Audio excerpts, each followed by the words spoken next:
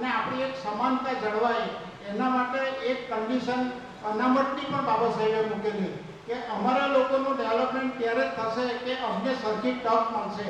અને સરખી તક માટે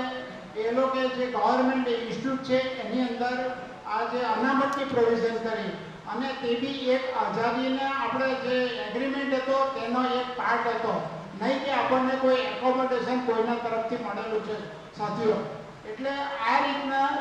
જે નોકરીની અંદર બી ટર્મ્સ કન્ડિશન જે મૂકી કે ભાઈ તમારે જે લેડીઝો છે એને જ્યારે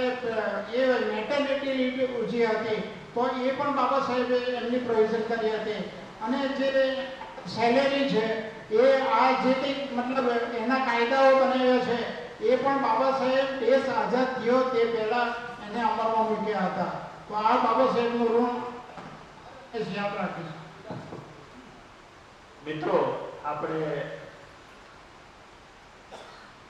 પાંચમો મુદ્દો, આપણે જેના થકી તમે ને હું અહીં બેઠા છીએ એ ભારતીય બંધારણના ઘડવૈયા તરીકે સમાનતા, ન્યાય, સ્વતંત્રતાના